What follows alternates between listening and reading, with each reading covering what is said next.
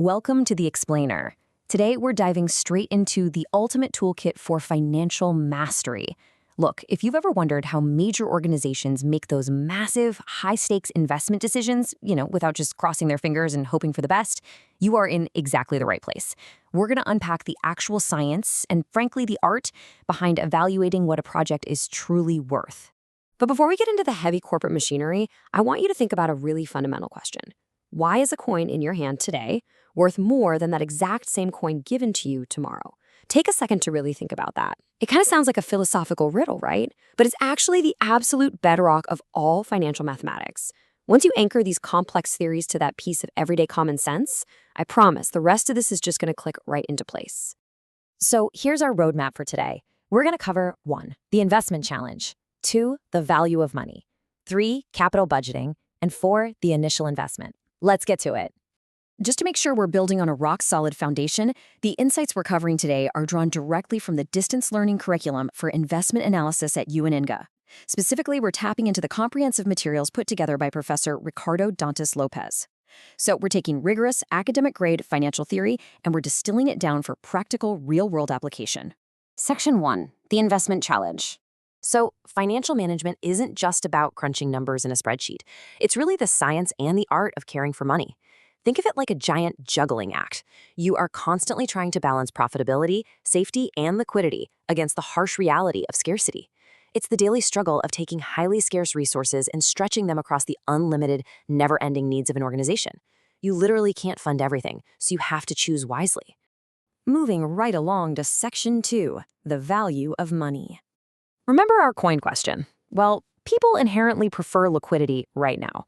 We all want cash in our hands today, not tomorrow. And there are 3 very logical reasons for this. First up is risk, specifically the risk of default. The future is entirely uncertain, and there's always that lingering chance you might just not get paid later. Second is inflation.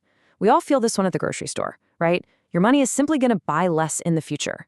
And third is the cost of opportunity. If you have the cash today, you could invest it somewhere else and grow it. By waiting, you're missing out on those potential gains. And this reality boils down to 2 core definitions you need to know.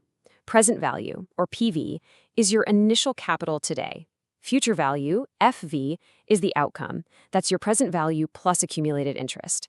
And that interest isn't just some arbitrary number made up by a bank. It's the required mathematical reward for your sacrifice of waiting. It mathematically compensates you for the risk, the inflation, and the missed opportunities we just talked about. Which leads us directly into the sheer magic of compound interest. In the real world of corporate investments, we aren't just earning simple interest. We operate in a system where interest is incorporated right back into the principal. This means your capital dynamically earns interest on top of its own accumulated interest over time. It's essentially a geometric progression. It's not just growing, it's accelerating. It's a total snowball effect. Okay, Section 3, capital budgeting. So, how do companies actually solve that resource scarcity problem we talked about earlier?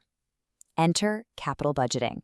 This is the rigorous, systematic process of evaluating and selecting long-term investments. And the ultimate benchmark? Every single investment must be compatible with maximizing shareholder wealth and creating true, lasting value for the business. Honestly, if a project doesn't clear that specific hurdle, it gets rejected. End of story.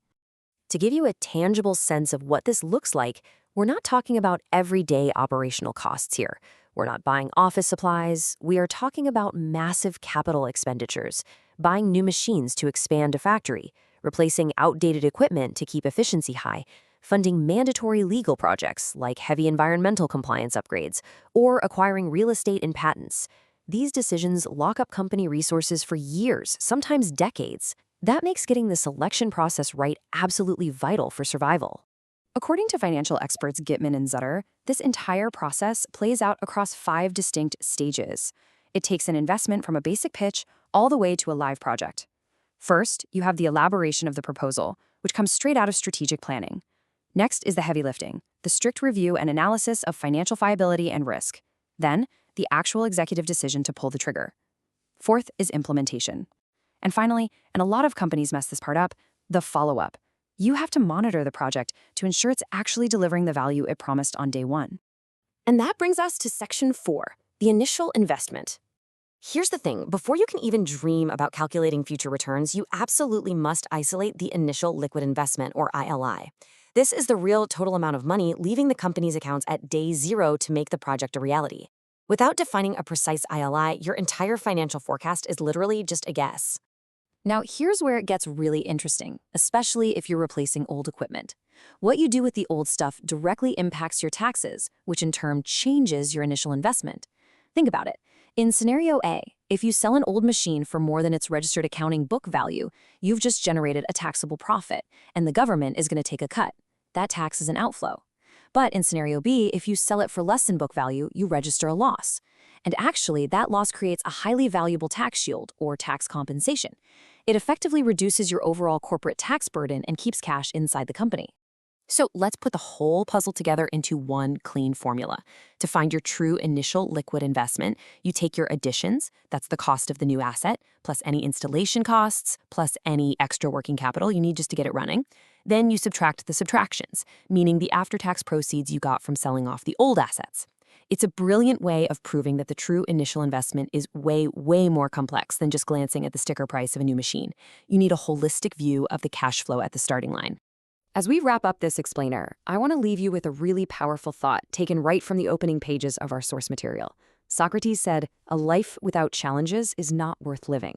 Look, financial administration, balancing scarce capital against infinite corporate needs, attempting to predict the future value of money, it is inherently challenging. There's no getting around it.